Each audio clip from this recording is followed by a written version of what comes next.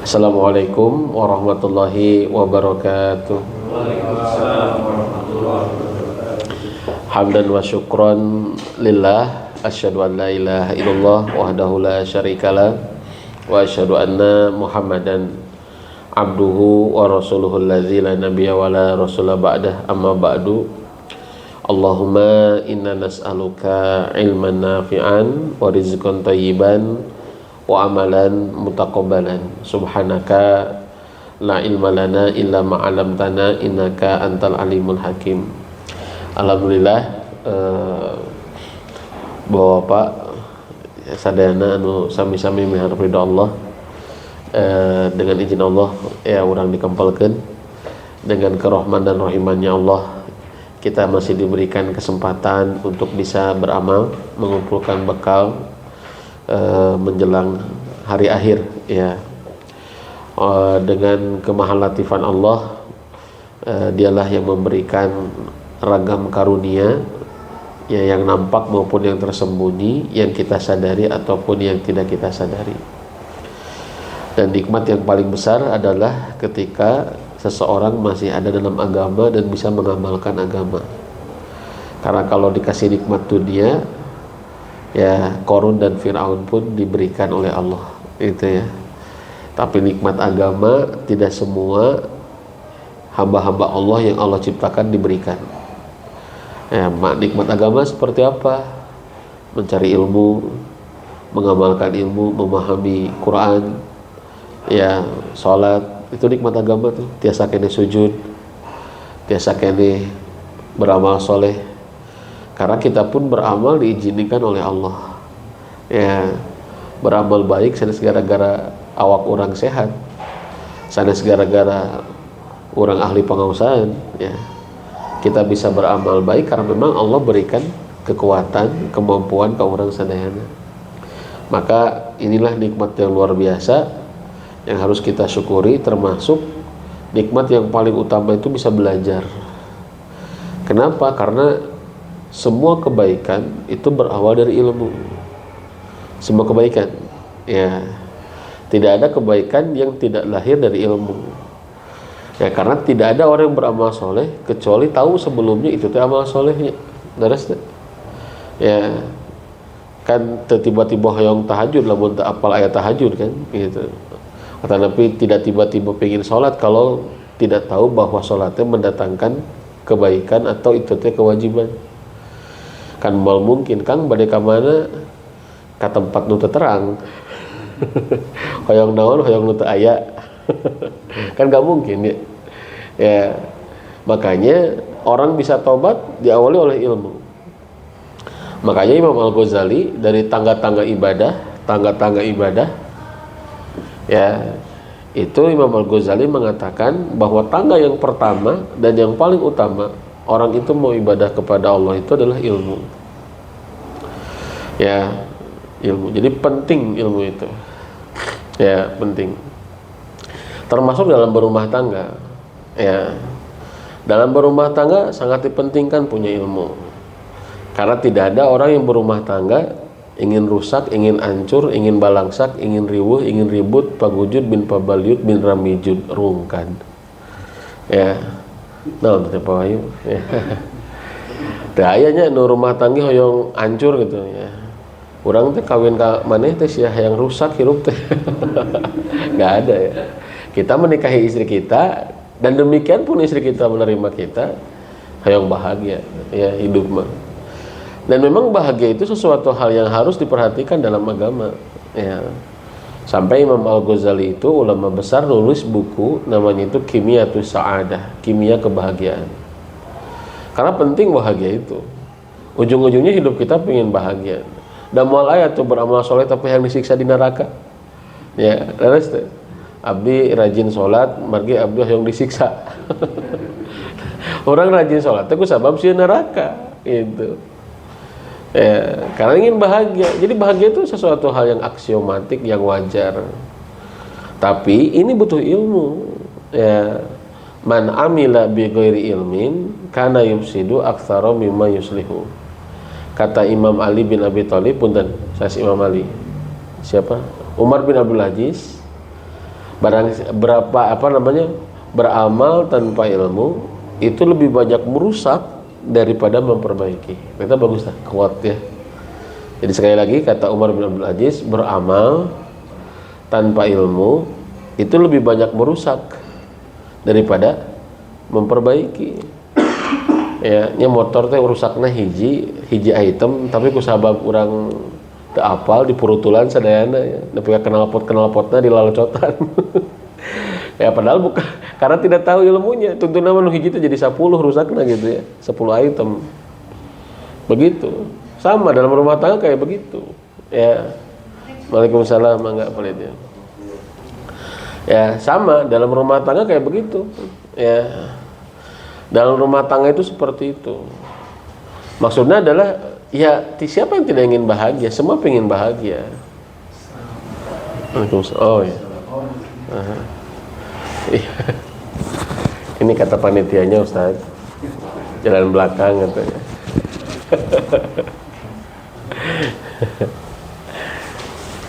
Ya tidak ada yang tidak ingin bahagia, kan semua pengen bahagia.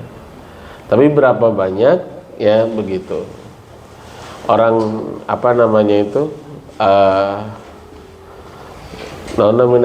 tidak ada ilmunya, alih-alih bahagia. Yang ada adalah hidup nestapa, nista dan penuh hina gitu ya. Ya ketika tidak ada ilmunya. Sama dalam rumah tangga pun demikian, dalam kehidupan pun kita demikian. Maka teman-teman sekalian, akang teteh, solihin solihat yang dirahmati oleh Allah, maka salah satu nikmat kata Ibnul Qayyim. Ini bagus nih kata Ibnu Qayyim al-Jauziyah. Salah satu nikmat yang paling besar, ada 2 nikmat kata Imam Ibnu Qayyim setelah seseorang jadi muslim. Sekali lagi ya. Kata Ibnu Qayyim ada 2 nikmat ya bagi seorang muslim setelah dia menjadi seorang muslim. Ya, bagi seseorang itu ada 2 nikmat setelah dia jadi muslim.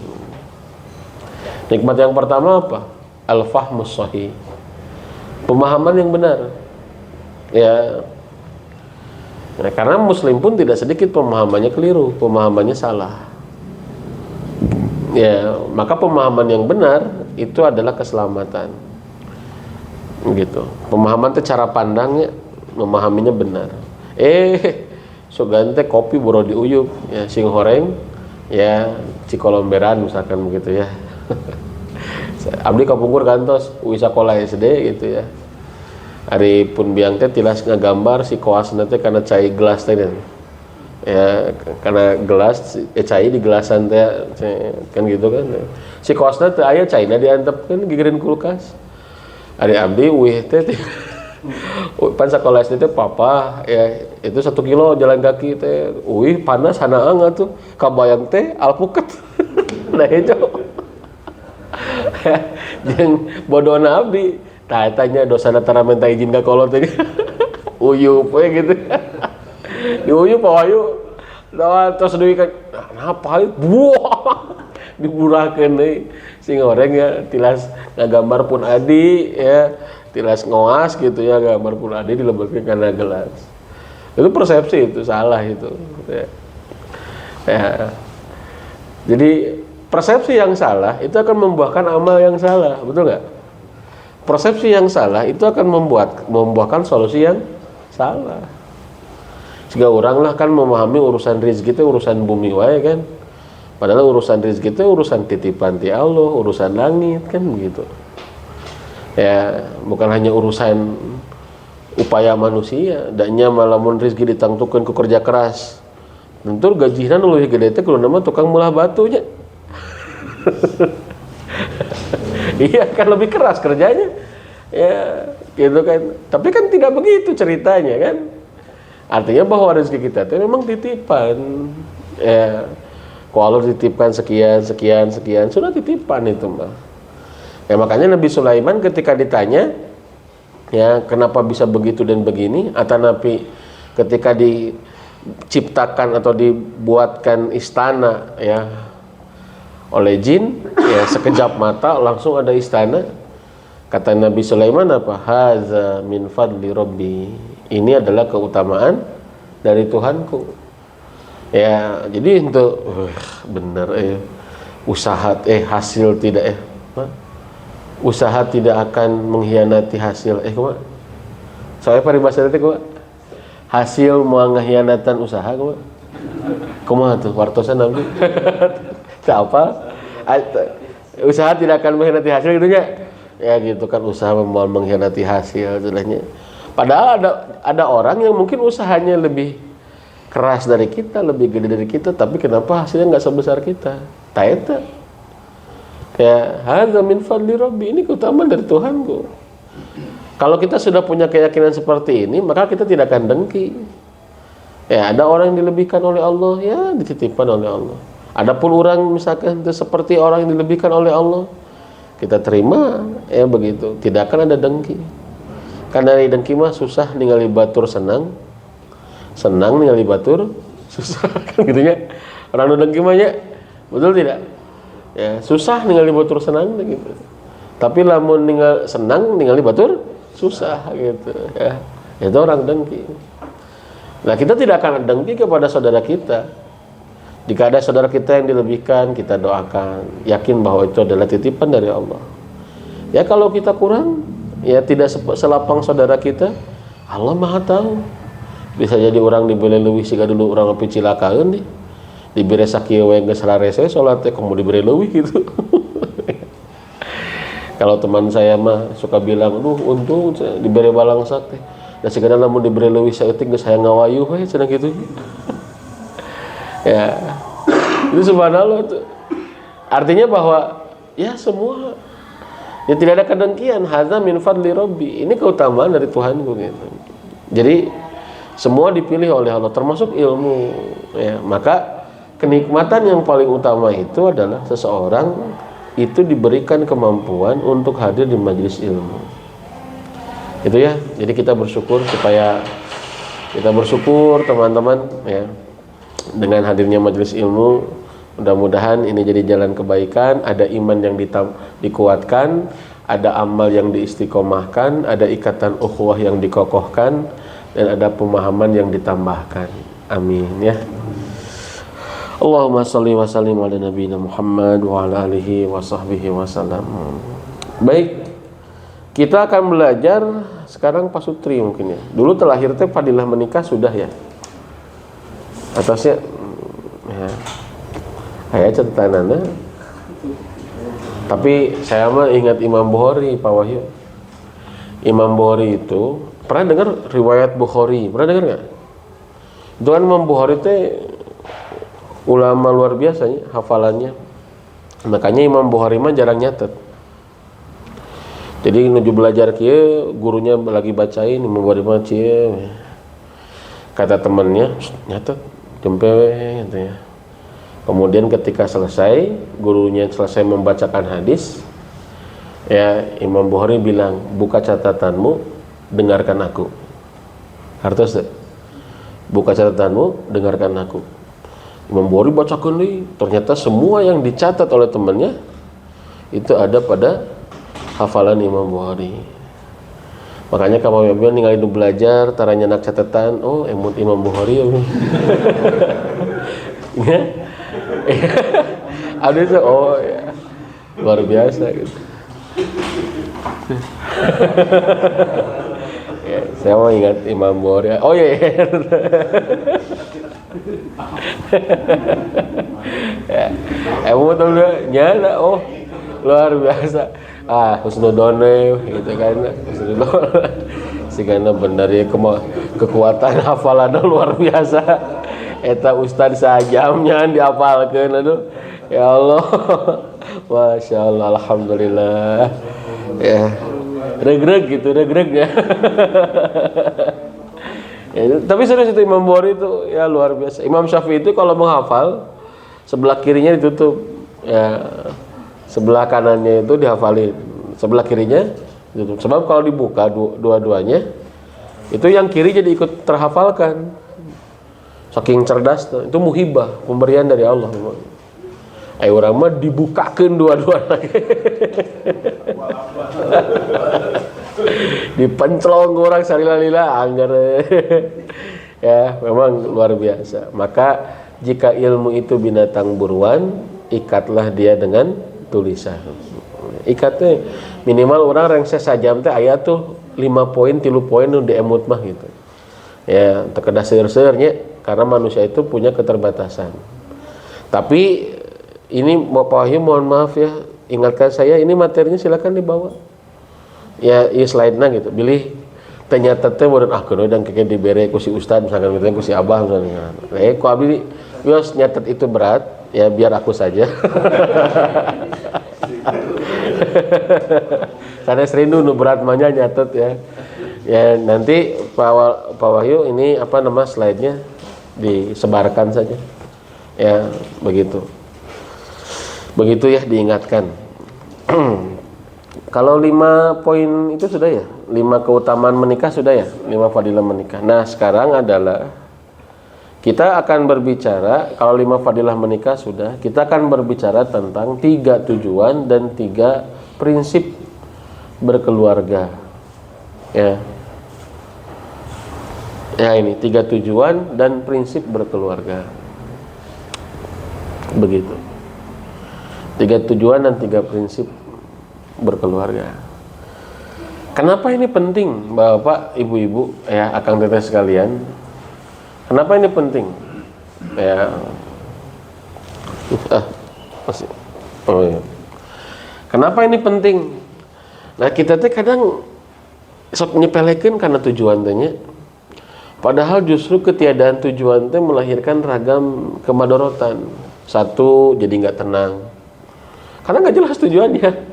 Itu teh kemana kelilingan tepugun gitu kan. Makanya ke rumah tangga yang banyak gelisah teh rumah tangga yang nggak jelas tujuannya. Mata kulahiran namun ribut wae. Ya karena nggak jelas tujuannya, nggak fokus ke tujuan.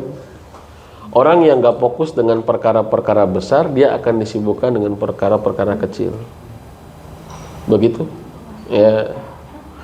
Jadi karena nggak jelas tujuan, jadi gelisah. Ya karena nggak jelas tujuan, ya jadi mubazir. Mubazir tuh, ya padahal dia punya uang 500.000 sebetulnya nyampe ya ke luar kota.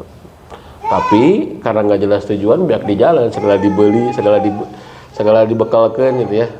Karena nggak jelas tujuan. Jadi sering gelisah, mubazir. Ya, kemudian kadangkala kalau nggak jelas tujuan, tidak punya daya tahan yang kuat. Ya Pak Wahyu sapedahan ka Pangalengan, misalkan sareng Payadi teh sapedahan ka Pangalengan. Kan Pak jelas tujuan ka Pangalengan, kabayang kan? Ya, ti dieu misalkan ka Bojong Soang, ya Pamempek, Banjaran, Cimaung, Cikalong, Pangalengan. Kan begitu. Jadi ti dieu nembe dugi ka Pamempek Balaendah mah tuh. Ya. Capek, tapi orang tuh mau ngeluh udah jauh kene gitu. Tapi kalau nggak jelas tujuan coba, itu irahan nepi nanya, Kak. Ya gitu ya, begitu. Bahkan kita baru kalau tujuannya pendek, tujuannya adalah 20 kilo, itu baru 10 kilo aja kerasa capek. Misalkan begitu.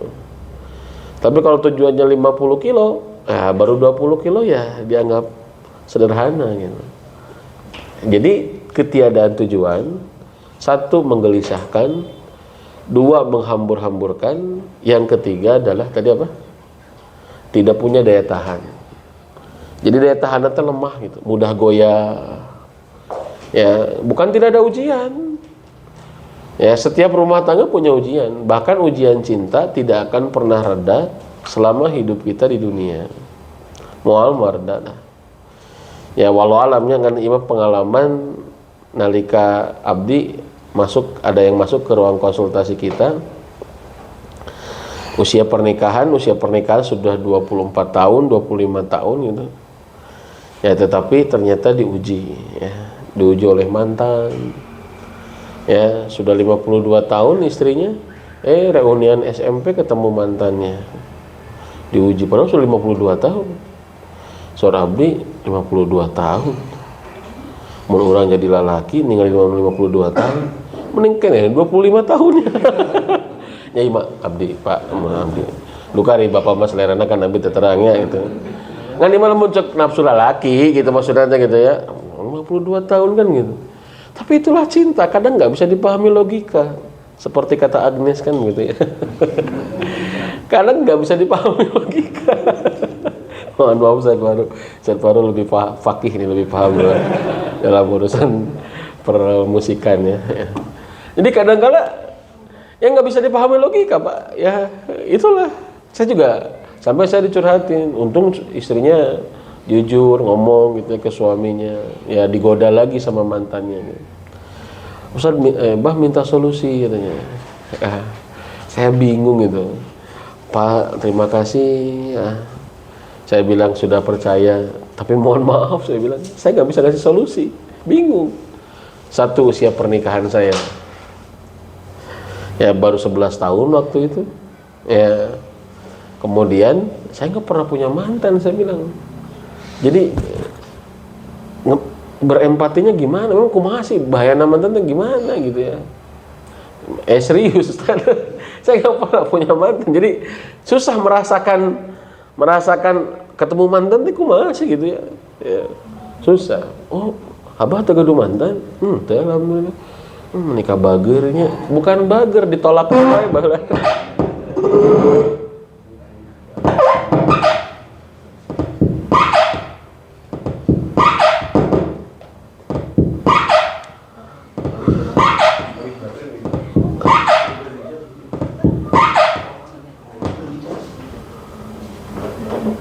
Harus dites? Oh iya.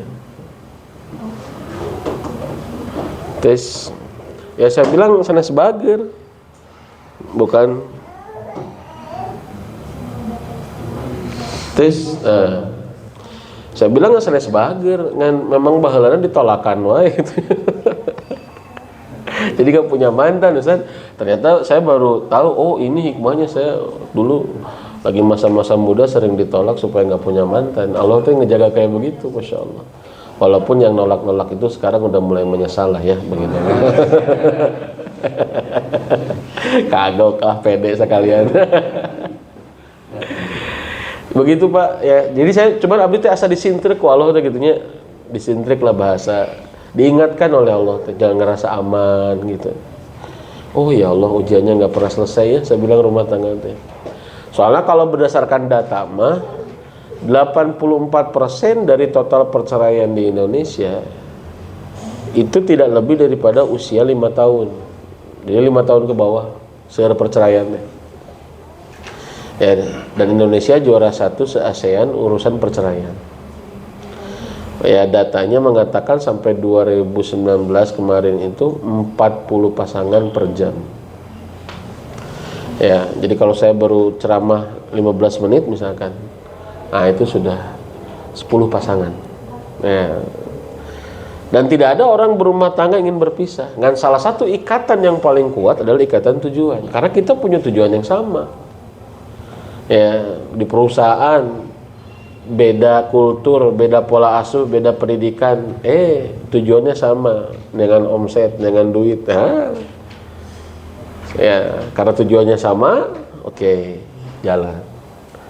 Sama dalam rumah tangga tujuannya mau ngapain? Ini tuh kudu sering emut-emut, Pak. Kela, Bun, hari orang teh rumah tangga teh rek naonanya gitu. Itu harus, Pak, diobrolin. Kita mau ngapain ke kumpulan teh orang teh gitu. Punya anak gitu mau ngapain? Ya. Karena apa? Karena yang membuat ikatan kita itu kuat itu adalah ikatan tujuan. Ya. Karena ikatan tujuan. Maka inilah pentingnya kita menetapkan tujuan dalam berumah tangga. Rumah tangga muslim itu kenapa banyak hancur atau rumah tangga itu banyak hancur, nggak jelas tujuannya. Visinya apa sih? Orang teh rek naonan berumah tangga tuh gitu ya. Mau kemana gitu. Oke. Dan bagaimana prinsip mencapai tujuan. Oke, sudah ya? Baik. Ini sudah? Awas ada setan di rumah kita? Belum ya. Jadi innal iblisa yadau arasyahu 'alal ma. Iblis itu ya singgasananya di atas air laut. Kemudian dia mengutus bala tentaranya. Bala tentaranya setan. Ya, setan itu diutus. Ya. Bala tentaranya setan, diutus tuh setan itu. Ya. Maka yang paling dekat dengannya adalah yang paling besar fitnahnya. Datalah salah seorang dari bala tentara. Jadi setiap setan itu laporan lah, ngasih report lah, LPJ, laporan pertanggungjawaban harian itu. Ya, kata setan, sonatu kada wa kada. Ya, sonatu syai'an fa syai'an, gitu ya, fa'altu kada wa kada. Jadi setan teh laporan gitu ya. Aku telah melakukan begini begitu. Aku sudah membuat orang saling bunuh. Aku sudah membuat orang jadi mencuri, jadi zina. Itu kata iblis. Saya naonan cenah gitu. Masona tasyai'an. Ya. Naonan cenah gitu, gawe maneh mah gitu ya. Tsumma yaji'u ahaduhum. Ya, kemudian ada datang lagi nih divisi setan penghancur keluarga. Ya. Begitu. Kata setan itu, ma taraktuhu hatta farraqtu bainahu wa baina imraatihi. Aku tidak meninggalkannya untuk digoda, terus ngagoda hingga aku berhasil memisahkan antara dia dengan istrinya. Pirak, cerai. Ya, walaupun cerai tidak selalu buruk ya, teman-teman. Tetapi sebab yang tidak baik, sebab yang tidak jelas, sebab yang tidak syar'i, itulah yang dicela. Ya, maka iblis pun mendekatinya dan berkata, nikma anta, sungguh sebaik-baik setan adalah kamu. Bahkan dalam riwayat lain itu dikasih reward. Apa rewardnya? Yaitu ataj mahkota. Jadi setan aja ngasih reward, iblis aja ngasih reward ke setan. Setan yang berhasil. Jadi kalau setan goda kemungkaran-kemungkaran biasa, itu kata iblis biasa. Tapi kalau setan sudah hancurin keluarga, rumah tangga, nah itu sudah spesial, masya Allah. Spesial, mantap, cek iblis teh. Ya. Makanya hati-hati, ada setan di rumah kita. Makanya setan nggak senang dengan keharmonisan. Setan nggak senang dengan kelembutan. Setan nggak senang dengan kalau bapak-bapak bucin ke istrinya, itu setan nggak senang. Tahu bucin, Pak? Romantis gitu ya, itu setan gak senang karena itu halal kan ya, karena setan tidak senang dengan sesuatu yang halal gitu. Begitu Bapak ya. Jadi jangan anggap sepele ada setan di rumah kita. Makanya setiap perselisihan di rumah hati-hati ya, jangan-jangan itu intervensi setan. Pilih bapak gaduh bojo gitunya, amek-amekan wae, rungsing-rungsingan wae, marah-marah terus. Bapak harus ingat itu adalah itu adalah setan. Bukan, itu adalah intervensi setan. Campur tangan setan gitu. Ya, dibalik itu semua. Itu bukan istri kita, Pak. Ya, sebetulnya. Tapi setan mendorong supaya istri kita seperti itu. Maka bantu supaya setan itu tidak terlibat. Ya, nanti makanya nanti cara bangunin anak itu subuh itu, ngelatih bangunin anak itu, kalau masih dilatih bangun ya, yaitu dibantu supaya ngelawan setan. Ayo nak, lawan setannya, gitu. Ya, lawan setannya nak, ayo lawan setannya. Ya, jangan dimarahin, dasar setan. Ya saya hudang sih ya. Dulu setan maneh teh. Ya, enggak. Ya. Terus bapak-bapak kalau ada lintasan-lintasan buruk, awas tuh. Itu setan, Pak. Saya tanya.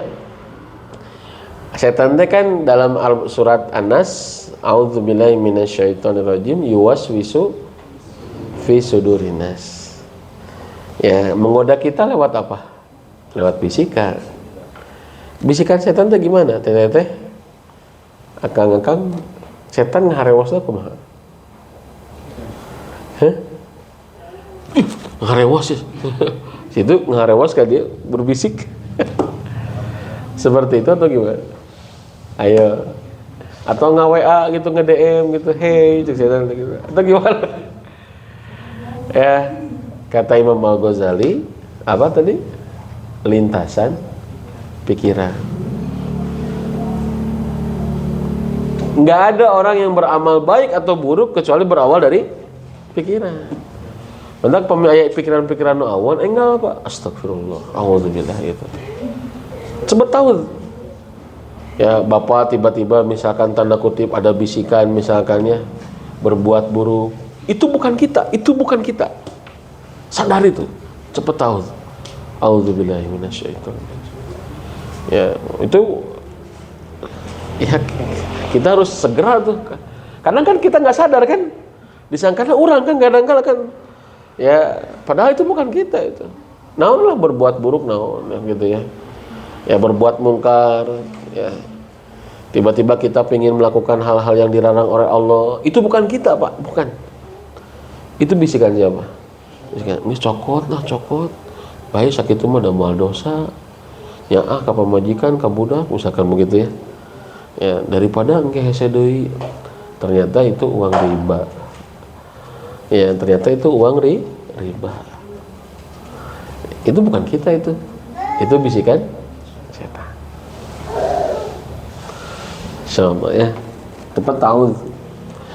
Dan parahnya, ini kabar buruk ya, nggak ada setan pensiun.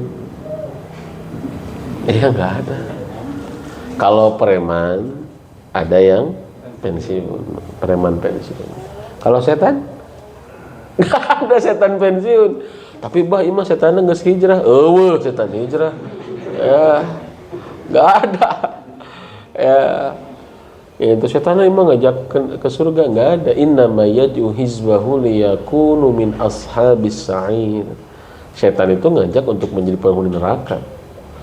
Ya, jadi lamun mau eta keur seuri ya lain ngajak ulin. Rek dileg-leg urang gitu. Ya kan jadi kalau singa atau macan ketawa itu bukan berarti sayang ke kita itu tuh ya. Jadi kalau setan itu ngajak berbuat mungkar walaupun atas nama menolong gitu kan. Oh wios dibantosan ku abdi gitu ya. Ongko dibantosan. Tapi mere bunga itu ya nginjem gini. Ieu malah dibantosan deuleu mere racun cek aing teh gitu kan. Ya. Oh hati-hati Pak. Kalau kita itu ya menggunakan uang-uang haram untuk keluarga ya, itu teh sudah memberikan racun ke keluarga. Lil ibarat kita ngadahar baygon atau indung bapak jikan jeung budak teh. Kalau kita bawa uang haram ke rumah, lil ibarat kita ngopi bat nyamuk teh. Sok kopi bager siga kana area we dikecrok-kecrokan. Ya, kalau kita bawa uang haram ke rumah itu. Ya. Itu pekerjaan setan itu sengaja kayak begitu. Jadi setan itu nggak ada yang pensiun Pak, apalagi pensiun dini ya. Nggak ada. Kata setan teh, "Blis, rek resign ah." Ya, mau resign saya. Ini nggak goda si bapak imah rarese cenah gitu ya. Ya zikir wae, salat wae cenah ya. Nggak ada setan itu sampai titik darah penghabisan dia godain kita. Ya, mudah-mudahan Allah menjaga kita dari godaan setan ya.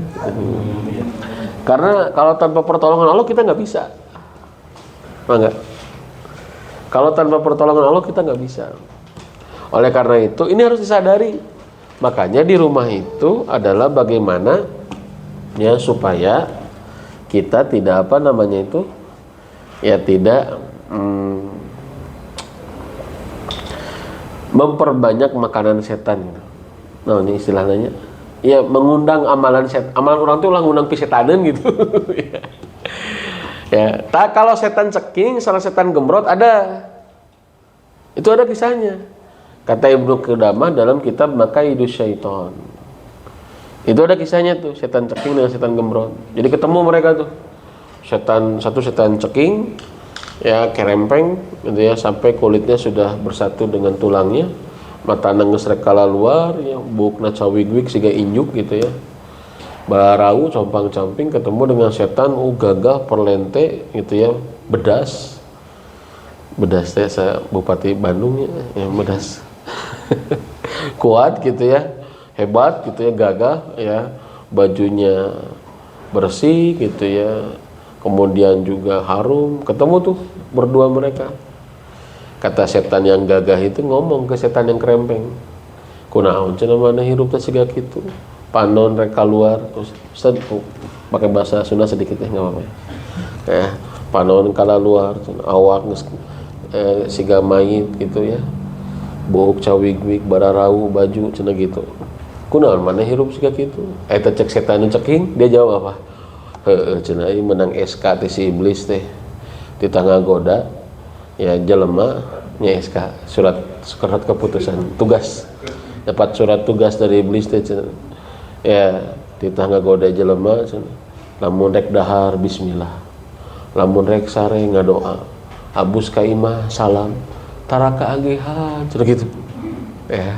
Itu kata setan krempeng ya. Dia ngomong lagi ke setan yang itu gagah itu, ari mani cenah awak kita menikah kuat ka gagah gitu, baju aralu sararenyit ya dan lain sebagainya, awak luar biasa. Weh atuh urang mah cenah menang SK surat tugas ti si iblis teh ya, ngagoda jelema dahar tara bismillah, sare tara ngadoa, abus ka imah tara salam, matak sok kaagehan. Suka kebagian. Jadi setan teh diparaban ku saha? Setan itu dikasih makan sama siapa? Sama kita. Ya. Maka mengalahkan setan, malen loba ambek ka setan. Setan sia, fuah, ya setan ya. Lain, cek setan teh, ye siga setan. Ya, bukan setan lu bukan dimarah-marahin kayak begitu, Anda zikir, ya. Itu setan nggak senang, susah masuknya. Kalau kita zikir, itu setan susah masuk. Ya, kita ingat ke Allah, itu setan susah masuk. Nah, maka teman-teman sekalian, ya ini yang harus kita ingat. Ya, namanya itu permusuhan tak berakhir ya. Pertempuran abadi lah. Infinity War. Ya, Avenger gitu ya. Namun pernah nonton film eta Infinity War ya. Jadi Avenger. Jadi pertempuran yang tidak akan pernah berakhir kecuali kematian. Bahkan nih, ada kisah lagi nih. Ada ulama yang ketika mau wafatnya itu digoda oleh setan. Jadi seorang ulama mau wafat ditalkinkan oleh muridnya. Sudah sakaratul maut tuh. Kata muridnya, "Ya Syekhul la ilaha illallah." Berat tuh. La dia malah jawab la. La itu apa? Tidak, apalnya lah. La naam apalahnya itu. La tidak. Ya Syekhul la ilaha illallah. Wahai guru, katakanlah la ilaha illallah. La. Kaget tuh muridnya. Malah ya guru orang disuruh ngucapin la ilaha illallah, dia malah bilang la. Akhirnya apa? Pingsan tuh. Pingsan. Sadar lagi, siuman lagi. Sadar bisa diajak ngomong. Ditanyalah, wahai guru, kenapa Anda bilang tidak ketika kita katakan la ilaha illallah? Apa kata gurunya? Ketika kalian bilang la ilaha illallah, datang dua setan menghadap kepadaku. Yang satu bilang, ya masuklah kamu ke agama Nasrani, itulah agama yang terbaik, masuklah kamu ke dalamnya. Nah, si guru ini bilang la. Nah itu, jadi la itu bukan ke muridnya tapi ke setan. Satu lagi bilang, si setan satu lagi, masuklah ke agama Yahudi karena itu adalah agama yang paling baik sebelum kamu mati. Ya, dia bilang sehnya apa? La. Jadi la itu ke setan, bukan ke muridnya. Jadi itu kisah yang diceritakan oleh Syekh Sulaiman Al-Ashqar dalam kitabnya Asratus Sugro, ciri kiamat kecil. Jadi kita bisa ngambil pelajaran sampai akhir hayat aja setan menggoda supaya kita tidak mati dalam keadaan Islam. Mudah-mudahan orang dikaruniai husnul khotimah ya. Amin. Di akhir hayatnya kita bilang la ilaha illallah. Begitu ya. Jadi sadari nih di rumah kita itu ya. Jadi jangan sampai kita nggak sadar bahwa di rumah kita tuh ya aman gitu ya. Itu aman, sehingga kadangkala amalan-amalan kita jadi mengundang setan. Oke? Nah, ini 3 tujuan dalam berkeluarga. 1, ya menjaga dan mendekatkan diri. 2, melahirkan generasi. 3, menunaikan dan merawat misi. Ya, entawe ya ada 3 tujuan dari berumah tangga. Ya. Nah, 3 tujuan ya. 1, menjaga dan mendekatkan diri. 2, melahirkan generasi. 3, ya, menunaikan dan merawat misi. Ya, 3 ini yang paling pokok, yang paling utama. Ya, begitu. Wallahu a'lam bishawab.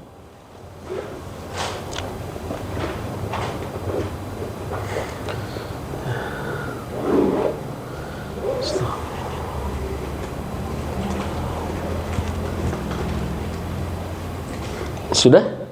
Kita bahas satu persatu ya. Nah, menjaga diri dan menjaga dan melekatkan diri, ya. Maksudnya naon? Menjaga diri itu karena kita punya syahwat. Kenapa disebut menjaga diri? Karena kita punya syahwat. Punya nafsu. Setiap kita. Ya, setingkat apapun kesolehan kita, setinggi apapun tingkat kesolehan seseorang, yang namanya manusia pasti punya syahwat. Baik laki-laki maupun perempuan sama. Ya, begitu. Walaupun nanti ada perdebatan, syahwat itu besar laki-laki atau perempuan? Ya. Laki-laki atau perempuan? Itu para ulama bahas tuh. Wah, laki-laki perempuan. Sampai ada ulama yang mengatakan perempuan itu 10 kali lipat syahwatnya lebih besar daripada laki-laki. Ya, ada lagi yang mengatakan syahwatnya laki-laki lebih besar. Ya, wah, luar biasa itu. Mana yang benar, wallahu alam ya, begitu. Tapi sependek yang saya tahu sih, ya bisa iya, bisa tidak. Syahwat perempuan besar sama dengan laki-laki.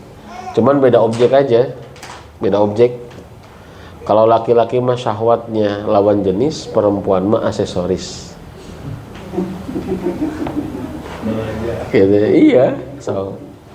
Kalau laki-laki biasanya lawan jenis. Makanya kenapa laki-laki ya ada syariat misalkan ta'adud gitu ya. Tapi kalau perempuan itu aksesoris. Aksesoris, makanya kenapa perempuan dalam Islam dibolehkan pakai emas dan sutra. Dibolehkan kan? Ya. Begitu. Jadi beda objek. Nah, makanya saya suka saranin teteh kalau lagi jalan nge-mall gitu ya, sama atau lagi main, ibu-ibu gitunya, saya suka saranin ke ibu-ibu, kalau menuju papa yang carogena, terus ada perempuan yang menurut kita lebih cantik, eta ulah ditanya teh, pah, cantiknya apanya? Eta jangan nanya gitu teh, eta teh bingung teh orang teh ngejawabna ya, disebut, henteu pasti, dusta, nah gitu teh. Ya, yang penting suami kita jaga pandangan, selesai, atos. Begitu. Karena yang namanya laki-laki ya tahu. Ya waktu iman. Begitu ya. Nabi aja datang ke Maimunah kadangkala dalam kondisi tiba-tiba, ya kata Nabi, innal mar'ata, ya perempuan itu dari belakang setan, dari depan setan. Ya, maksudnya adalah perempuan itu bisa menggoda laki-laki. Luar biasa tuh. Ya, kata Nabi, barang siapa yang mendatangi istrinya untuk menunaikan syahwatnya, ya maka Allah akan menjaganya. Tuh luar biasa. Itu mafhum hadis kurang lebih kayak begitu. Jadi menjaga diri itu apa maksudnya? Karena kita punya syahwat. Ya, kita punya syahwat. Dan itu tuh nggak bisa. Makanya dalam Islam itu seks itu sama dengan ibadah. Karena ciri balik apa? Laki-laki ciri balik apa? Kita punya anak laki-laki, ciri baliknya apa? Sudah balik. Mimpi basah. Hari mimpi basah naon? Mimpi naon? Dibanjur ke indungna gitu. Mimpi basah mimpi apa? Mimpi basah itu mimpi seks. Mimpi jima, kan begitu? Nah, apakah itu buruk nggak? Enggak. Dan itu nggak bisa di-request, Pak. Misalkan kita punya anak laki-laki ya, nanti ya mimpi basahnya kalau sudah kuliah semester 4 boleh mimpi basah. Rek itu orang ke budak. Nah enggak tuh. Terus kenapa sekarang pendidikan kita hari ini seolah-olah menjauhkan anak dari urusan kedewasaan, padahal sudah waktunya, coba bayangkan. Menyelisih fitrah enggak? Nah itu masalahnya. Masalah remaja kita hari ini itu adalah dijauhkan dari fitrahnya, bukan disiapkan menunaikan fitrahnya. Akhirnya apa? Bermasalah. Iya. Maka siapkan generasi itu untuk merawat fitrahnya. Bukan dijauhkan, diengke-engke di akhir-akhir. Bukan berarti harus cepat-cepat nikah, bukan. Poinnya bukan itu. Tapi disiapkan. Itu poinnya. Ya. Inilah pendidikan itu harus kayak begitu. Ya. Dan ilmu mau pernah beres itu, betul tidak? Maka sekarang pendidikannya sekuler pisan, ya namanya. Sekuler pisan, anti, jauh daripada nilai-nilai Islam. Sekarang itu, kenapa? Ya, ini syariat Islam, tapi diakhirkan. Di mana syaratnya menghafal harus sebelum nikah? Ya, nggak boleh dulu nikah dulu ya, harus selesai dulu hafalan baru boleh nikah. Ya hafalannya kecapai, mungkin, atau misalkan selesai, tapi nonton video porno tiap hari, kan ngeri juga. Ya, naudzubillahi min dzalik. Jadi jangan menyelisih fitrah, Pak. Jadi salah satu ya itulah, karena kita wajib menjaga diri, makanya, kita berterima kasih seharusnya ke istri kita teh, ya sudah menjaga syahwat kita, ya begitu. Menjaga syahwat kita, ya, makanya kalau kita ayat litas kunu ilaiha, itu surat apa tuh? Surat Ar-Rum ayat ke-30, ayat ke-21 ya, betul ya? Dan diantara tanda-tanda Allah itu kamu teh menikah supaya sakinah. Itu sakinah, salah satu makna sakinah itu syahwat yang tersalurkan. Itu kata Imam At-Tabari. Jadi kata Imam At-Tabari, kita itu punya syahwat. Sesudah menikah kan syahwatnya lingas. Ustaz tahu lingas? Lingas itu namanya bahasa Inggris. Liar. Wah, syahwatnya liar.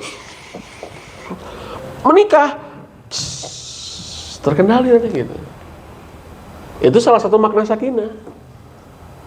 Ya. Betul. Ya, dengan saum bisa tertahan, dengan jaga pandangan bisa tertahan. Tapi kalau menurut saya daripada tertahan, mending disalurkan pada tempatnya, betul tidak? Dan itu lebih bermaslahat. Makanya kenapa ada sunnahnya malam Jumat atau di hari Jumat? Apa hikmahnya? Sampai ada hadisnya, barang siapa perempuan yang menjadikan suaminya mandi wajib di hari Jumat sampai pergi ke masjid, itu ada keutamaannya buat perempuan tuh. Ya, subhanallah, yang membuat suaminya jadi mandi wajib bukan hanya gara-gara hari Jumat, tapi gara-gara junubnya. Kenapa? Kata Syekh Abu Bakar Al-Jazairi, sebab ketika seseorang itu sudah menunaikan syahwatnya, kebutuhan syahwatnya, maka dia akan lebih mudah untuk khusyuk ibadah kepada Allah. Islam segitunya, luar biasa. Masya Allah. Ya. Maka menikah itu salah satu cara tazkiyatun nafs kita, Pak. Kata skuping tazkiyatun nafs, merawat jiwa, menjaga hati. Menikah itu cara menjaga hati. Makanya kalau ada para ulama nikahnya 1, tambah lagi istrinya 2, itu cara menjaga diri mereka itu kayak begitu, supaya tidak terjebak gitu. Udahlah, jangan terlalu banyak dibahas lah nanti. Ya, iya betul, Pak. Ya, karena cara menjaga supaya dirinya makin, cara membersihkannya kayak begitu. Karena syahwat ini nggak bisa. Ya, nggak bisa diselesaikan dengan menyelisihi gitu. Makanya sampai nanti ada kata-katanya ya, saya akan perlihatkan ya. Jadi supaya kita lurus ya, menjaga syahwatnya gitu. Maka kita bersyukur kepada pasangan kita. Terima kasih. Kalau kata UJ mah kan, hadirmu apa? Gitu ya. Dari kejahatan syahwatku gitu kan. Itu betul, itu saya susah cari lagu itu. Ya, tapi betul kata, benernya cukup si Uje gitu. Si Uje bikin lagu kan, Ustaz Jeffrey gitu ya. Bahwa kehadiranmu wahai istriku itu menjaga syahwatku. Kita mah kadang-kala kurang berterima kasih, Pak.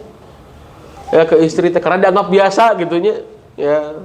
Padahal justru salah satu cara kita bisa menjaga syahwat itu adalah dengan apa? Dengan berhubungan seks itu. Seks itu ibadah, Pak. Ya, luar biasa. Masya Allah. Jadi Jangan tabu ya berbicara ini. Sampai nanti ulama itu gimana berbicara supaya bisa menunaikan kepuasan kepada istri. Itu dibahas, Pak. Sampai ulama ajarin doanya, Pak. Supaya kuat gimana gitu ya. Itu diajarkan oleh para ulama. Masya Allah. Segitunya. Apa doanya itu ada, Pak. Jadi bukan hanya urusan fisik kuat, tapi urusan doa. Doanya ada, Pak. Jampena ya. Ya, tadinya kalau ahwat gak hadir saya mau ajarkan itu ya. Tapi ada ahwat ya, udahlah nantilah kita post perulang. Kita harus disiapkan gitu. Ya gitu ya. Jadi sebenarnya ya. Kenapa disebut mendekatkan diri? Nah ini disebut mendekatkan diri. Ya, karena bisa jadi nilai ibadah kepada Allah. Wah, hebatnya agama Islam, Masya Allah. Kita bersyukur, Pak, jadi muslim. Ku bersyukur jadi muslim, gitu kan ya? Bahagia jadi muslim. Bersyukur. Kita mah kadang-kala keberislaman kita tuh jarang disyukuri, ya teman. Segala terima kasih ya Allah, kau sudah jadikan aku muslim. Bapak kumaha lamun diangkat pegawai kepengurusan bonafit, Pak. Ya. Pasti orang teh kanuhunkeun ya. Saya misalkan diangkat ya. Misalkan jadi anggota misalkan atau napi jadi direktur personalia dari satu perusahaan misalkan internasional. Terima kasih, Pak. Ya, kadang-kala kita jadi muslim tuh jarang bersyukur ke Allah. Pernah tuh orang nganuhunkeun, ya Allah, nuhun abdi terus jadikan muslim. Nah, kenapa? Karena bisa bernilai ibadah semuanya. Termasuk urusan seks. Ya, maka kata Syekh Muhammad Qutuf, seks sama dengan ibadah. Masya Allah. Ya, seks sama dengan ibadah. Jadi, kalau ibadah niatnya harus lurus, caranya harus benar. Ngerti gak?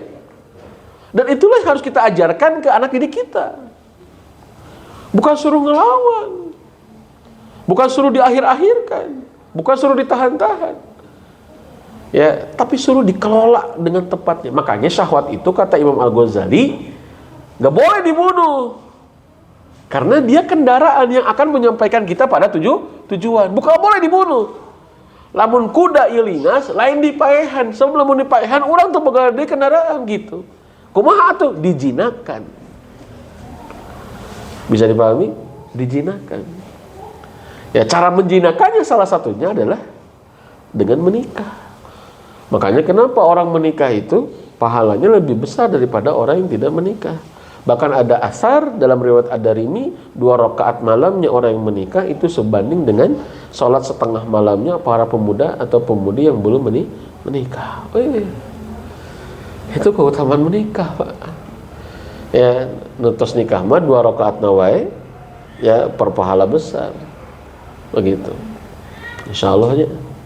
Bahkan kata Nabi tuh tinggal yang sudah menikah mah Bapak ya, apabila idza istaiqadha rajulu minal lail, apabila laki-laki seorang suami bangun dari malamnya, wa iqadha ahlahu, membangunkan istrinya ya.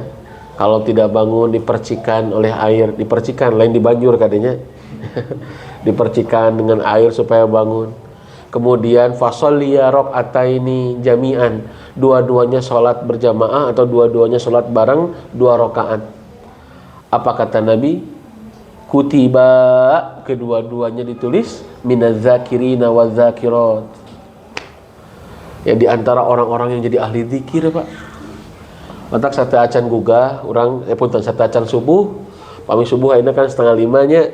Tabuh opat orang tos gugahkeun bojo orang ya mah orang 2 rakaat lah yuk ya. 2 rakaatna orang yang sudah menikah, Pak, itu bersama-sama ya, subhanallah, itu disebut ahli zikir.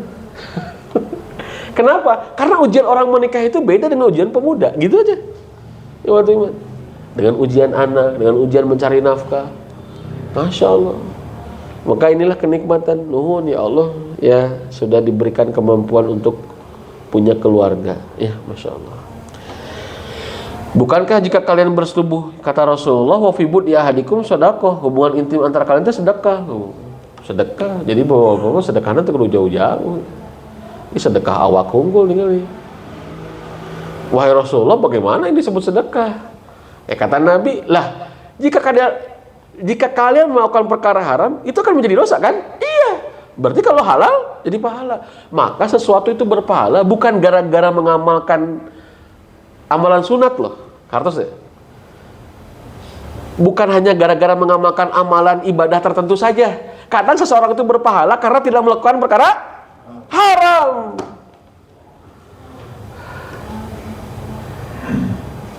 Dengan tidak melakukan perkara haram aja, itu sudah bisa jadi sedekah. Apalagi melakukan perkara yang sunat gitu ya. Amal-amal ibadah yang sunat gitu. Henteu nu haram wae eta geus sedekah gitu. Udah berpahala, aduh nikmat luar biasa. Ya. Masya Allah ya. Makanya kenapa amalan sunat lebih banyak daripada amalan wajib? Salah satu hikmahnya apa? Kata Syekhul Azhar, salah satu hikmahnya karena amalan sunat itu, kenapa amalan sunat itu lebih banyak daripada amalan wajib? Amalan wajib salat 5 waktu ya wajib. Selain salat 5 waktu sunat. Kenapa sunat itu lebih banyak? Karena sunat itu bisa beragam dilakukan oleh seseorang sesuai dengan kemampuannya. Itu yang pertama. Yang kedua, tiap orang itu punya kecenderungan beda-beda. Ya, tiap orang punya kecenderungan beda-beda. Aya nu resep duha gitu ya. Aya nu resep, makanya amalan sunat itu iwatu iman lebih banyak. Saum sunat lebih banyak. Salat sunat lebih banyak. Betul? Sedekah wajib daripada sedekah sunat. Sedekah sunat lebih banyak daripada sedekah wajib. Kan sedekah wajibnya zakat itu kan juga sedekah. Jadi luar biasa. Inilah kita bersyukur jadi muslim. Kalau kita lihat hadis ini, berarti kita itu tidak melakukan perkara haram aja sudah sedekah. Ya asal niatnya betul karena Allah. Jadi cekasar nama kieu. Kalau kata Gus Bahal, lebih baik orang itu nggak beramal sunat dan dia meninggalkan perkara haram tapi untuk Allah, karena Allah. Jadi orang yang meninggalkan perkara haram untuk Allah itu terkadang lebih mulia daripada orang yang mengerjakan amalan ibadah tapi bukan untuk Allah. Karena ya itu luar biasa. Saya suka iri kalau dengar ceramah kayak begitu. Ya Allah, bawa batur teh bisa lebih mulia ti urang ya. Ya abdi Bapak. Ya batur kadang-kala tara katingali amalan sunat geus saukur wajib-wajib salat berjamaah gitu kan ya. Enggak lalai lah gitu ya. Salat berjamaah, baca Quran ala kadarna. Ya jangan-jangan mereka lebih besar pahalanya. Ya kenapa? Karena mereka niatnya untuk Allah. Subhanallah. Allahu Akbar. Itu tuh niatkan menjaga diri itu, niatkan menikah itu untuk menjaga diri dan mendekatkan diri. Wallahu a'lam bishawab. Yang kedua, ini ya melahirkan generasi. Ditampi. Bismillah.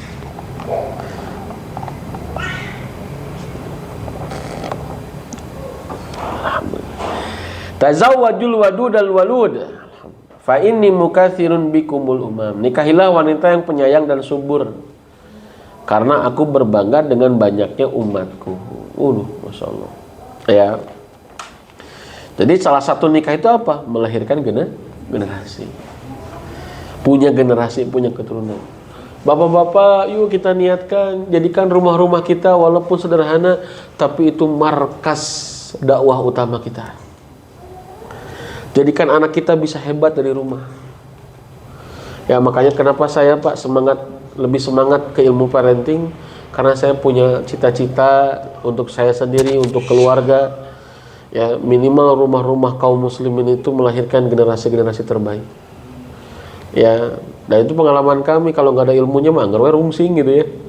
Tapi kalau sudah ada ilmunya, insya Allah membantu kita untuk bisa melahirkan generasi. Faktanya Pak, punten, seboardingnya di sekolah, selama-lamanya di sekolah, 60% masih mengintervensi rumah. Rumah itu masih mengintervensi anak.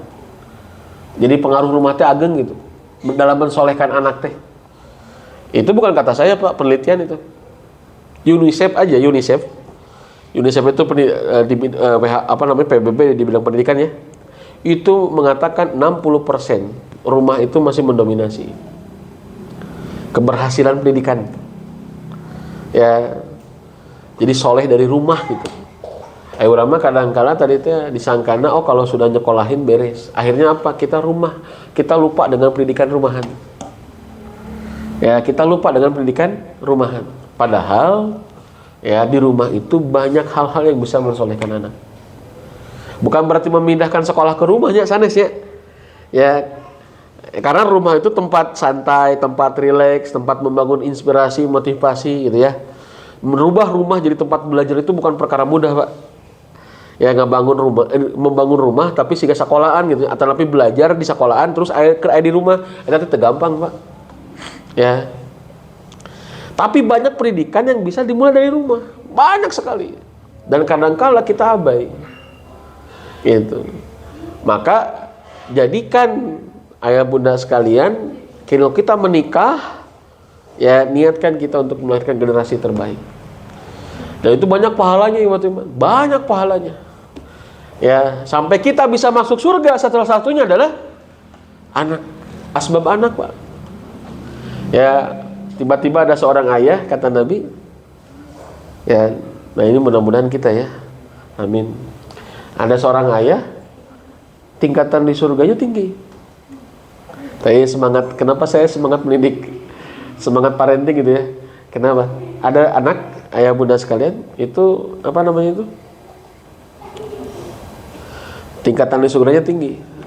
Dia kaget lah. Saya amal soleh perasaan gak banyak gitu ya. Ini amal soleh saya kok sedikit gitu ya. Tapi kok ini tingkatan surga kok tinggi kayak begini katanya. Anna lihadza ya Rabbi. Ini kenapa kayak begini? Dia nanya ke Allah. Allah jawab apa? Bistighfari waladikalaka. Disebabkan istighfar anakmu untukmu. Karena anakmu banyak mendoakan ya ampunan dosa untukmu. Aduh, subhanallah. Ya. Itu kalau anak kita terus mengharap iman supaya dosa kita diampuni, walah. Lah bagaimana kita akan didoakan oleh anak kerhirup na geus pikeun sabuleun budak? Ya. Itu kan balah aya ada anak kalau bapaknya pulang teh wah geus tegang eta mah. Geus siga rumah hantu jarempe gitu ya. Lamun bapak balik teh. Terus kita teh jadi aya teh merasa senang. Wah, budaknya jadi sieun kurang halus. Ya padahal itu bom waktu, Pak. Saya tadi ditanya, ya kan kajian parenting dan tepani tadi. Ada bapak-bapak begini. Bah, saya teh herannya. Saya tuh punya anak SMP sama SMA. Eta di luar terkenal akur. Sampai anak saya teh katakanlah namanya Denny misalkan. Itu dipuji sama orang lain. Saya dipuji, Bang. Bagus, Denny macananya karai teh menikah bager. Saya bilang, kamu pelase tambah. Kenapa? Sebab dia mah sana kalaka ribut teh. Saya bilang apa? Pak, rumah itu salah satu fungsinya mengeluarkan emosi-emosi negatif. Karena ya, jadi kalau dia itu di dalam rumah itu kadang terjadi ribut, itu bukan berarti akhlak buruk itu ada. Tapi kadang-kala untuk meluapkan emosi itu harus di rumah. Supaya di luar itu anak itu sudah hebat lagi, ngerti nggak Pak? Makanya kalau ada istri kita nangis gitu ya, tanda kesannya teh ngeluh, itu bukan sedang ngeluh, itu sedang mengeluarkan emosi negatif supaya kesabarannya makin kuat. Ayo Rama kadang-kala ningali istri curhat teh lemah gitu kan. Dan curhat teh orang. Terus kita teh bilang, sing atuh nu kitu-kitu mah teu diomongkeun. Kadang gitu ya, jadi suami itu jual ngejas gitu ya. Padahal saya selalu bilang, hei para suami bersyukur kalau istrinya itu menunjukkan kelemahan, menunjukkan ketidakmampuan, menunjukkan marah, menunjukkan kesal ke tetangga, tiba-tiba ambek ke bapak. Cek urang teh, nari mama ambek ke tetangga kalau ngambekan bapak gitu. Enggak, lain sedang ngapakan bapak, dia sedang meluapkan marah supaya emosi negatifnya keluar, dan setelah selesai dia bisa hebat lagi, bisa kuat lagi. Karena Pak, punten siga toilet. Kan orang teripu lah buat toilet mah, tapi nggak saya toilet terus, sehat dehnya, seger lagi kan. Tapi bukan berarti kita kayak toilet, bukan. Tapi maksud saya, kebayang nggak maksud saya? Jadi kalau ada anak Ustaz tiba-tiba nangis gitu, itu kita hati-hati, jangan dulu menjas lemah anak teh. Enggak, dia sedang meluapkan emosinya, biarin aja. Ya, ngerti nggak bapak? Ya, nggak apa-apa. Malah saya selalu bilang, bapak-bapak, kalau kita nggak mau jadi tempat sampah emosi istri kita nggak mau nampung tuh, kita nggak mau jadi tempat sampah emosi istri kita. Hati-hati, nanti istrinya cari tempat sampah yang lebih bagus, lebih baik. Ya. Itu lebih bahaya tuh. Ya. Ibu-ibu, ada ibu-ibu. Ibu-ibu suka kelihatan nggak kalau suami tiba-tiba manja? Kayak ngegoleran gitu. Mama pangagorokeun mah. Ieu kalakah awak sispek kalau tapi kalakah ogoh. Cek ibu teh kalakah ogohan kieu. Ibu harus sadar itu teh justru meluapkan keogohan di rumah. Justru ibu harus khawatir kalau tidak ogoh di rumah, bisi ogoh di luar rumah, bahaya. Ngerti nggak Pak maksud saya? Jadi kadang bapak sok ogoh tada ke istri gitu, tiba-tiba pangagaroankeun mah yang di kayak suka gak ya? Ibu harus bersyukur. Oh, dia sedang mengeluarkan emosinya. Bisa dipahami ya? Bisa dipahami nggak? Ya.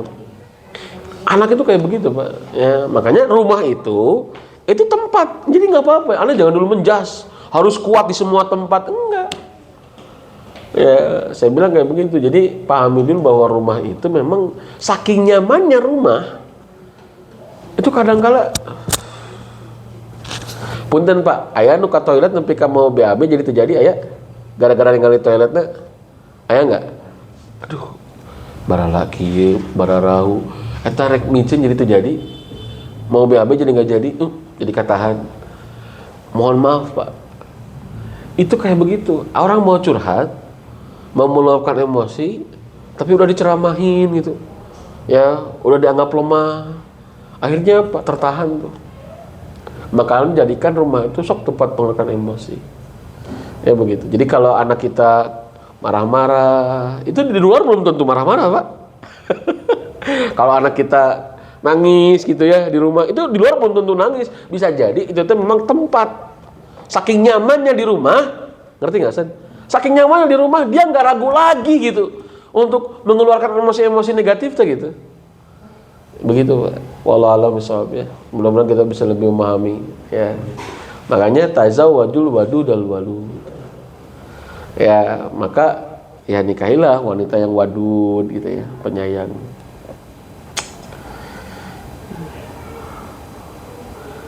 Dalam Sahih Al-Bukhari dikisahkan Rasulullah sallallahu alaihi wasallam mengisahkan tentang Nabi Sulaiman. Nah ini tentang Nabi Sulaiman ini kisahnya.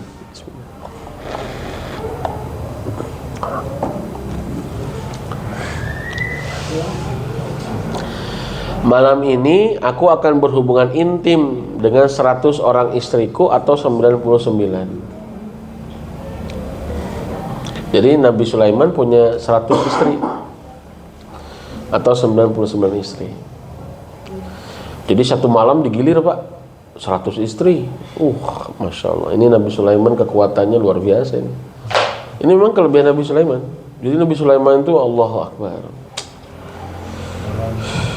Harta, tahta, bala tentara, wanita, istana, semua dunia dimiliki oleh Nabi Sulaiman. Ya, niatnya apa? Kata Nabi Sulaiman, seluruhnya akan melahirkan prajurit berkuda yang berjihad di jalan Allah.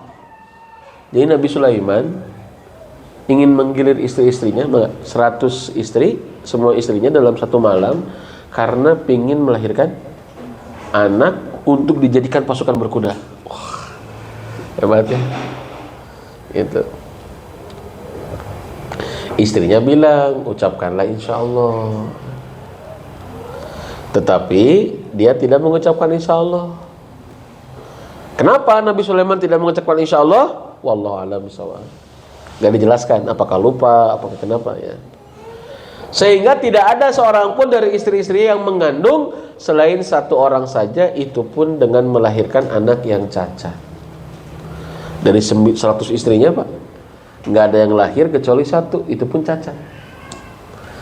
Kata Nabi Muhammad, ini Nabi Muhammad memberikan taklik, ya, komentar, demi jiwa Muhammad yang berada di tangannya, seandainya dia mengucapkan insya Allah, pasti akan lahir anak-anak yang seluruhnya akan menjadi prajurit berkuda yang berjihad di jalan Allah. Hanya gara-gara tidak bilang insya Allah. Ini materi ini kalau dibahas panjang Pak, kisah ini, hikmah-hikmah dari kisah ini. Ya, ini yang relate dengan tema tadi ya. Di antaranya adalah Bapak, di antaranya adalah kata Ibnu Hajar, bab orang yang menginginkan anak untuk berjihad mengatakan, ketika berhubungan intim berniat agar memperoleh anak yang akan berjihad di jalan Allah, maka dia akan memperoleh pahala walaupun keinginannya tidak tercapai. Nah gitu. Ya, jadi orang ngahayongkeun murang kali teh naon gitu, niat naon. Ya. Walaupun orang tegaduh murang kali, tapi orang terus gaduh niat bahwa anak kita teh pengin soleh supaya bermanfaat untuk agama. Ya, kalau sudah bermanfaat untuk agama udah pasti dunia maka udag. Bapak-bapak sekalian, ya, itu sudah akan mendapatkan pahalanya, gitu ya. Kapungkur gaduh murang kali niatnya naon bapak? Kenapa punya anak? Naonnya? Ya gitu, emang yang geus nikah teu gaduh budak cenah gitu ya. Masa orang nikah nggak punya anak, itu jawabannya ya gitu. Jadi kenapa kita punya anak? Nah itu ya. Insya Allah ya, gara-gara insya Allahnya ya tepira insya Allah, tapi jadi gagal ya. Kata Nabi Muhammad, kalau aja bilang insya Allah atos tah. Jadi kadangkala orang mah gagal teh bukan gak daya lah, pasti dipahami. Kadangkala kita digagalkan rencana oleh Allah itu bukan tersebabkan strategi yang kurang baik, persiapan yang kurang, bukan. Kadangkala bukan momentum yang gak pas, tapi kadangkala kita lupa bilang insya Allah, terlalu pede. Ya, mendidik anak gitu ya, usaha dagang dan lain sebagainya, bisnis itu. Ya, kita lupa bilang insya Allah. Karena kalau nggak bilang insya Allah, itu tuh menunjukkan bahwa kita teh mampu. Padahal ketika kita bilang insya Allah, menunjukkan kita teh nggak mampu tanpa izin Allah. Ya. Tapi di orang mah alhamdulillahnya insya Allah mah ada jadi lalap lahnya di orang mahnya ya, lalap teh ya sering gitu ya. Saking seringnya orang mah nggak percaya kalau nyebut insya Allah tanya. Ya bagus, anjing pengawasan bagus. Insya Allahnya, teteh ulah diharapkan datangnya sih. Si eta soalnya disebut insya Allah, ya gitu ya, gitu ya. Karena padahal insya Allah itu mau, jika syaa menghendaki Allah, insya Allah jika Allah menghendaki. Begitu, ya. Jika Allah menghendaki, Bapak sekalian. Ya. Wah luar ini dibahas panjang Pak. Nabi Muhammad wae Pak Yadi kantos diemutan ku Allah gara-gara hilap insya Allah. Emut tuh kisahna enggak ya? Itu di surat yang sering kita baca setiap hari Jumat atau malam Jumat. Surat apa tuh? Al-Kahfi ya. Itu ada kalimat wala taqulanna li syai'in inni fa'ilun dzalika ghada illa ayyasha Allah. Betul ya? Dan janganlah Muhammad kamu mengatakan aku akan melakukannya besok, kecuali katakanlah insya Allah. Ini kisahnya Pak, asbabun nuzulnya ayat 23, 24 ini. Nabi Muhammad ditanya sama orang kafir Quraisy yang diprovokasi oleh orang Yahudi. Sok geura tanyakeun ka Muhammad cenah. 3 hal. Hiji Dzulkarnain, 2 Ashabul Kahfi, 3 tentang ruh cenah. Sok tanyakeun cenah gitu. Nah, orang kafir Quraisy nanyain, "Muhammad, terangkan kepada kami tentang ruh, Ashabul Kahfi dan Dzulkarnain." Apa kata Nabi Muhammad? Besok aku jawab. Kata Nabi Muhammad besok dijawab. Nabi Muhammad Sallallahu Alaihi Wasallam lupa ya nggak bilang insya Allah, karena memang wahyu udah biasa turun gitu ya. Ini nggak turun nih, gitu. Akhirnya apa? Nabi Muhammad malah diingatkan dengan ayat itu. Ya hebatnya orang. Kadang saya selalu mikir, Pak pernah nggak dulu orang baheula keur baongnya jarang menang musibah, lamun jarang menang musibah tapi nah ayeuna geus semenjak hijrah cenah asa mamalah teh loba wae cenah gitu nya. Sok aya teh Pak nu gitu Pak. Ya baru suka ngalamin enggak ada enggak? Karek misalkan rek hijrah, naon we aya nu leungit kitu naon. Nah itu teh Pak. Kadang kita mikir, cik atuh ya Allah dosa saeutik mah hampura mending kudu dibalas di gitu ya. Kenapa? Karena kita itu iwat iman mau berbuat baik atau sudah berbuat baik sehingga kebaikan kita itu harus menghilangkan keburukan yang ada di dunia. Sebab kalau keburukan itu enggak dihilangkan di dunia, itu di akhirat siksanya lebih berat. Kartos teh. Makanya terkadang kita harus bersyukur dapat musibah teh, nuhun ya Allah diemutan. Ya. Siga kilah urang olahraga, gitu nya olahraga ai mimiti mah Pak, munya abdi mah misalkan mimiti nge-gym. Halah, ya Allah. Awak teh menika asa tulang teh dipararotongkeun gitu nya. Tapi karek ngorong wae itu bisa rarese gitu nya, berat. Imam abdi misalkan Pak, aduh ya rek ombe rarese, wah misalkan. Ya mimiti tah. Ya karena pemula, karena pertama gitu. Ya, jadi harus adaptasi. Kayak begitu, Pak. Kadang kita itu makan makanan baik, itu kalau sudah makanan buruk, itu jadi nggak enak, Pak. Betul nggak? Orang terbiasa olahraga, terus olahraga, itu enak teh. Ya, tapi ketika kita olahraga, itu toksik-toksiknya keluar kan gitu kan? Ya, sama seperti itu ketika kita berbuat baik. Maka kadangkala tanda kutip mengundang musibah. Kenapa mengundang musibah, Pak? Kan kita berbuat baik. Karena keburukan-keburukan yang pernah kita lakukan dibersihkan ku amal baik orang gitu. Karena bisa dipahami nggak? Nah itu kayak begitu. Nah para nabi teh kadang-kala lupa insya Allah. Urang mahnya insya Allah teh ya kadang diheureukeun angger we disukseskeun wae ku Allah teh gitu ya. Seperti Nabi Yunus dimakan ikan oleh Allah. Ya dimakan ikan. Nabi Yunus ya kan? Ya kata anak saya mah itu ikan megalodon cenanya ya ikan megalodon cenah ikan megalodon. Ikan besar Nabi Yunus dimakan ikan. Disebabkan apa?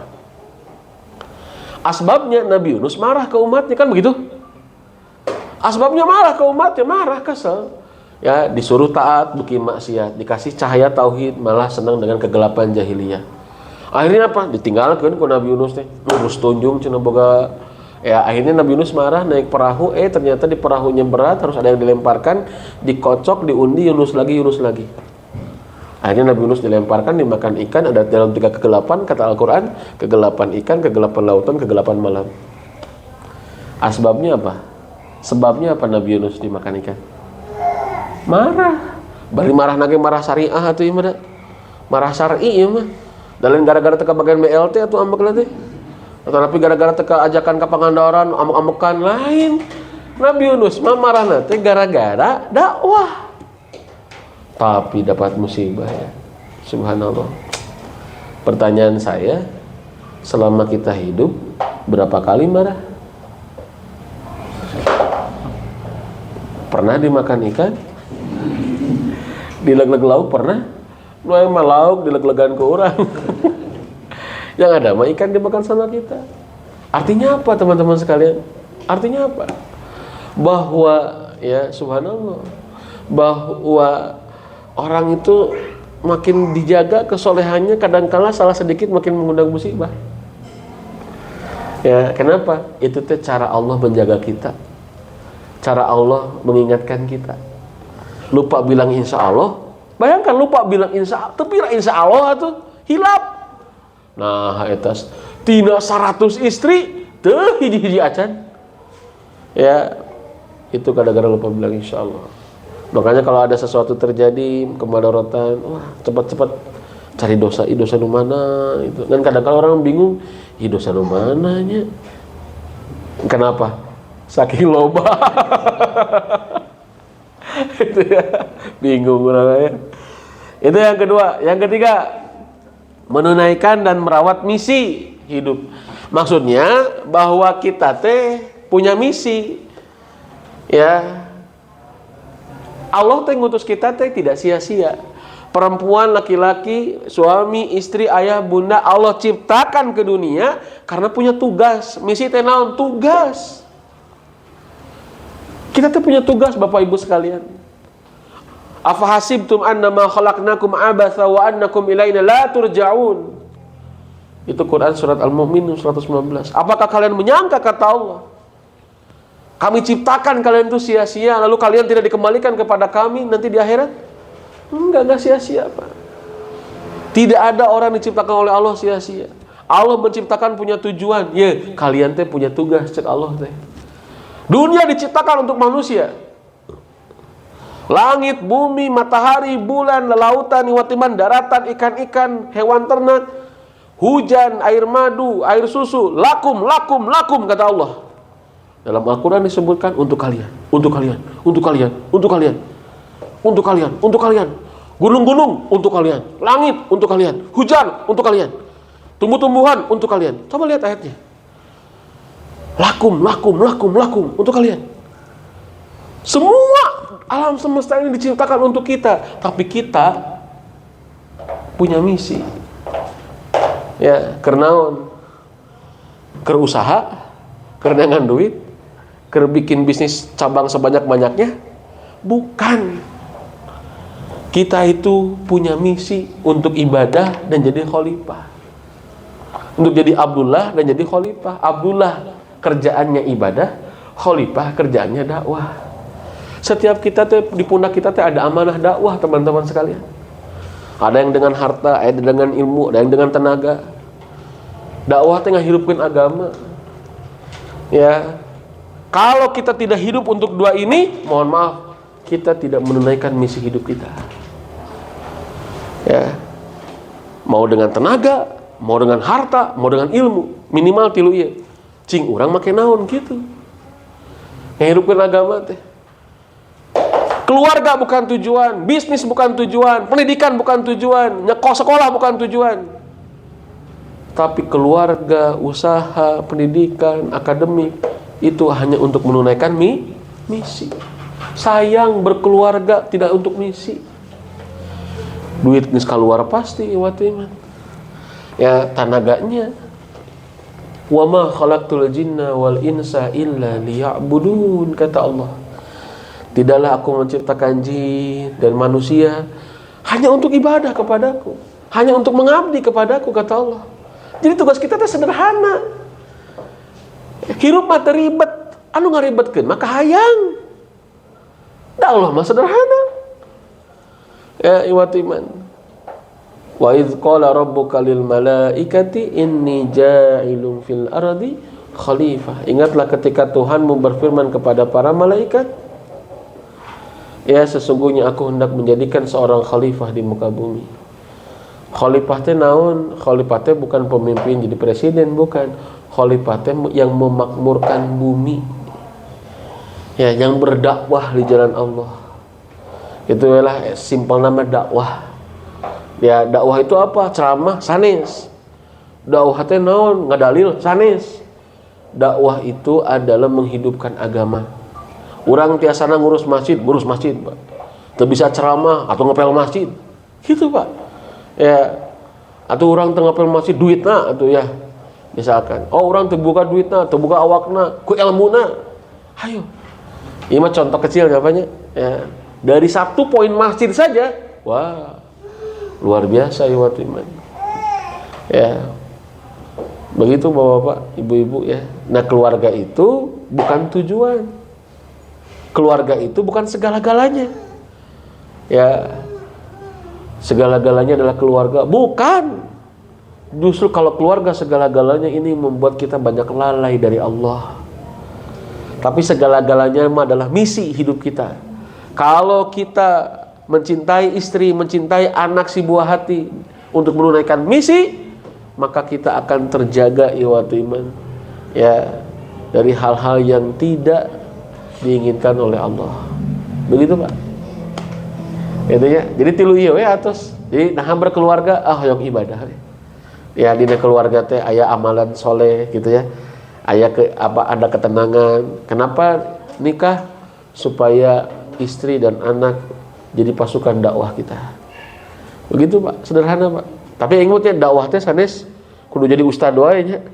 Ya, makanya Nabi mah mendidik sahabatnya bukan jadi ustad, bukan jadi ulama, tapi menjadi pembela agama. Makanya sahabat Nabi nu ahli perang aya. Nu ahli perang teh nu resep gelut ieu teh mah. Damenya teu resep gelut mah goreng perang mah teh nya. Aduh rek teh enak si nyeri karunya. Perang mah kudu sahabak-habakna atuh nya. Ya nu resep gelut aya ieu teh mah. Ya matakan lamun aya budak urang resepna teh ribut wah gitunya jeung batur teh. Tah urang kudu lihat sisi positif. Wah. Ya pi jadian ahli perang ya budak teh gitu ya. Tinggal disentuh imannya.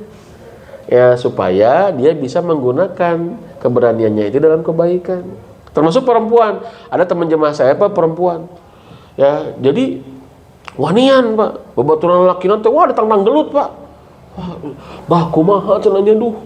Satu sisi alus abdi teh bersyukur cenanya nah nya tara PSBR cenah gitu masalah teh disangarupan tapi satu sisi meuh nya teh budak awewe atuh ge kumaha cenanya kudu ribut wae jeung lalaki gelut wae ya itu murid saya juga ya di rumah Quran murid saya memang petang-petang yang berani gitu ya kalau nyelesain masalah teh sendiri wah itu teman laki-lakinya Pak diajak gelut saya cerita antum tahu nggak ada perempuan yang hebat dalam perang saya bilang. Wah, gimana Bah? Saya cerita namanya itu adalah siapa namanya itu? Apa namanya? Bukan, bibinya Nabi itu apa? Allahu Akbar. Allahumma shalli wa sallim. Ibunya Zubair bin Awam, Sofiyah ya? Bukan Sofiyah. Allahu Akbar. Ada yang tidak tahu Pak? Sofiyah ya? Sofiyah, betul. Nah itu ya ceritanya Sofiyah ini Iwatu Iman dulu ketika ada perang Tabuk kan perempuan mah diungsikan gitu ya. Ternyata ada bentengnya. Ya dijagalah sama Hasan bin Thabit waktu itu. Kemudian orang-orang Yahudi mau menyerbu benteng perempuan itu. Ya itu kata Sofiyah bilang Hasan itu cenah tinggali ayah orang Yahudi. Hasan pada waktu itu nggak berani. Banyak asbabnya, apakah karena tidak tahu, apakah karena sudah tua atau karena takut walau alam ya. Sofiyah luar biasa. Naik ya Bapak Ibu, naik ke benteng. Orang Yahudi 7 orang atau 11 orang lagi mengendap-endap. Ayah naik tas saurang karena benteng orang Yahudi. Apa yang dilakukan oleh Sofiyah? Dibawa orang Yahudinya disembelih Pak. Kebayangnya menyembelih orang disembelih mastakan nanti digorolongkeun kepala orang Yahudi itu digorolongkeun keclik atau orang-orang Yahudi itu yang di bawah ada laki-laki gitu kaget Pak akhirnya bubar semuanya hanya kelakuan Sofiyah. Jadi kalau ada anak perempuan yang sering ribut gitu ya sama temannya ini Sofiyah masa depan ya, insya Allah ya. Maksudnya gimana? Keberaniannya jangan dihilangkan, imannya ditumbuhkan, gitu ya. Insya Allah kalau keberaniannya dijaga, imannya ditumbuhkan, moal gelut dengan salakina, moalnya gitu ya, gitu ya. Insya Allah lebih bisa terjaga, gitu. Walaupun dia berani, tapi kalau sudah suami, gitu ya, itu tumbuh iman. Begitu Pak, ya. Makanya bapak-bapak, ibu-ibu, jadikan anak-anak kita itu, ya. Menjadi pembela agama termasuk istri kita ya suami kita wallahu alam bisawab atau nuhun lah ini belum 3 prinsip mencapai tujuan ya ini sudah 1 jam 20 menit nih. Gimana mau dilanjut cukup Pak Wahyu ya abdi mah mangga bari jam 8 dong ya ayo kiat kene dah kopi nembe 2 uyup gitu ya so kalah pak kuat nah pakai mun kumaha abdi so kayak pakiat-kiat terlanggung nantilah dilanjutkan lahnya insyaallah ya ini sudah 5:30 lebih 40 Ya, atau dibahas ya, diselesaikan ya. Selesaikan. Abis ada doa, mohon doa. Insya Allah tanggal 15 saya berangkat umroh. Ya, mungkin doana. Ya, iman perdana nambahan nanti ya. Mudah-mudahan tiasa lancar. Ini minta doanya. Ya, mudah-mudahan tiasa ikhlas ditampi ibadahna ku Allahnya. Amin. Jantan Kamis Payun nembe uih rupina mah. Kamis Payun teh. Kamis keempat teh tanggal 23 ya. Baru pulang malamnya itu baru sampai di Bandung kalau menurut Rondon mah insyaallah. Saya kira cukup ya, insyaallah mudah-mudahan ya 3 tujuan. Cobi 3 tujuan teh naon tuh aya ternyata hiji menjaga diri dan mendekatkan diri kepada Allah ya. Yang kedua, nah itu ya. Nanu kalau itu namanya teh. Yang kedua apa? Melahirkan generasi. Yang ketiga, menjaga dan merawat misi. Karena Allah tidak ciptakan kita sia-sia, teu sia-sia. Allah menciptakan orang teh kudu tujuan ya, punya tujuan. Tujuannya bukan untuk berkeluarga, apalagi mencari nafkah. Itu bukan tujuan, itu mah ya. Itu mah sarana. Ya, bukan tujuan. Tujuan nama ngabdi ke Allah, ibadah ke Allah. Kita mah tidak lebih daripada menunaikan menunaikan sholat atau menunaikan ibadah ya. Jadi jangan sampai justru berkeluarga itu jadi lalai ibadah. Ya, enggak sedikit ya. Sudah berkeluarga tapi jadi lalai ibadah. Atur nuhun, barakallahu fikum. Rabbana taqabbal minna innaka antas samiul alim wa tub alaina innaka antat tawwabur rahim. Subhanaka rabbil izzati amma yasifun wa salamun alal mursalin walhamdulillahi rabbil alamin. Assalamualaikum warahmatullahi wabarakatuh. Waalaikumsalam.